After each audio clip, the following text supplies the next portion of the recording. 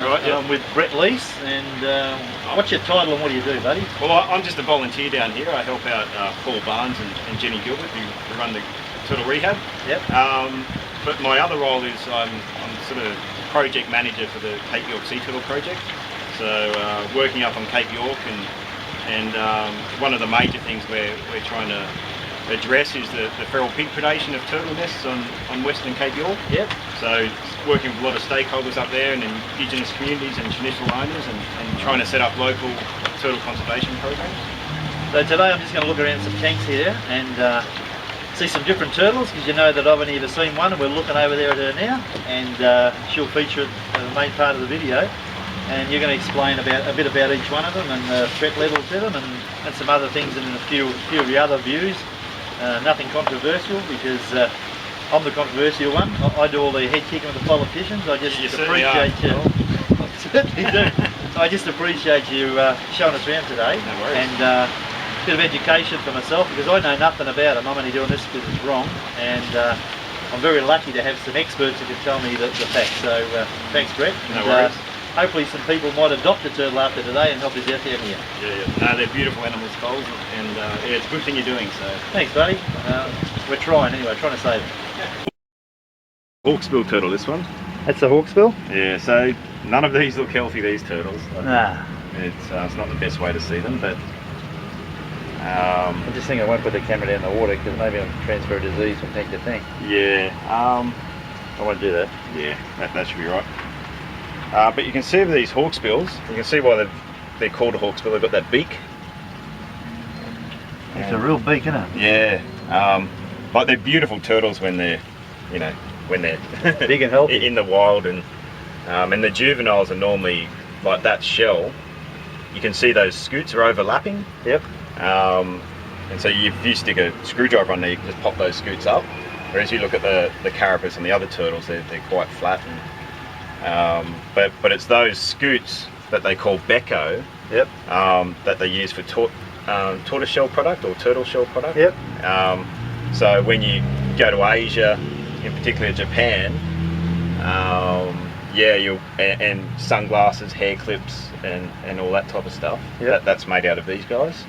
So so even though there has been an international ban on harvesting these guys, because there was a huge harvest, in the 80s and 90s, and then there was a ban, but Cuba had a huge stockpile of shell, but which they were allowed to use and sell to the Japanese. It's just about used up now. Right. So there's a lot of illegal harvest of these guys that occurs. So these ones that are in Australia, seeing that beak is enormous. Yeah, incredible. So the ones that are in Australia are actually, or nesting in Australia, actually migrate, to outside to shells getting used and sort of smuggled into places like Japan and those areas. So these guys are still really copying it. Would it be able to go underwater, you reckon, or do you reckon I shouldn't do that? Oh, you should be right. I think it's it's more gut blockages and stuff, these guys. So, rather than,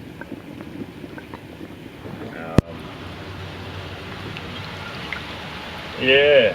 So, but there's rookeries in the world for these guys, and so the adults probably grow. They're about that size. So probably 3 foot.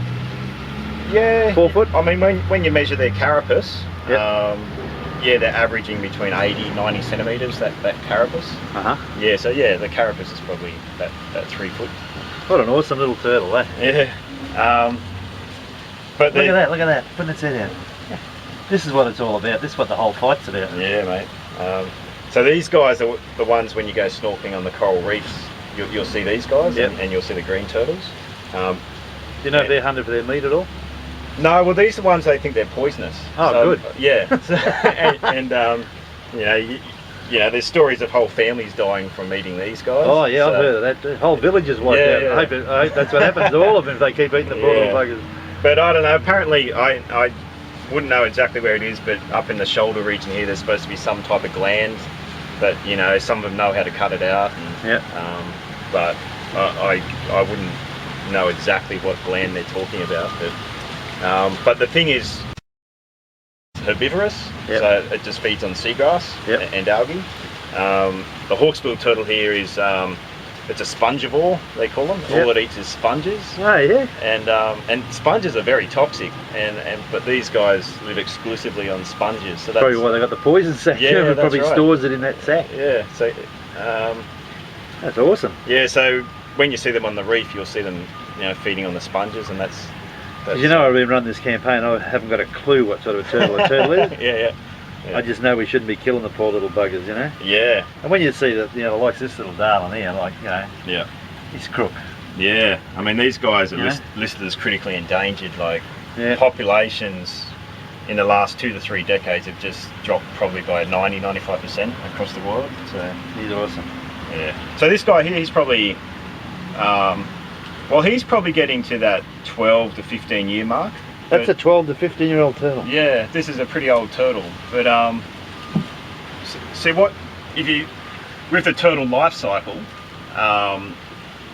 what happens as hatchlings, so that they'll hatch from the egg, then run down the beach, Yep. and into the water. But what happens after that? They call it the lost years for many years, because there weren't many records of turtles between hatchling size Yep. and this size, so that dinner plate size. And so it was for many decades, no one knew what happened to the turtles. And they're starting, and they still really don't know. Yep. But they've got a good idea these days. But what happens when they enter the ocean? They get in those ocean currents. So Yep. you watch Finding Nemo, and they're in the EAC, the East Australian Current, and they'll get into the ocean, the huge ocean current. So Yep. a hawksbill turtle that say hatches up on the Great Barrier Reef will go down the east coast of Australia, get spat out at Lord Howe Island, Norfolk Island, and then get into the big Pacific Ocean currents. Yep. And it'll go all the way over to South America and back to Australia, and it'll be in that pelagic period in those open oceans for 15 years. Amazing. Yeah. So that's not even a good feed for me, that turtle, and that's 15 years old. Yeah. What the hell are we doing? Yeah. Why are we killing these poor bastards? They're such slow growing animals and long-lived animals. And so after 15 years, you start seeing them turning up on coral reefs and seagrass beds and the inshore habitats at about that size. So yeah, so you'll never see a turtle smaller than that unless you're really lucky.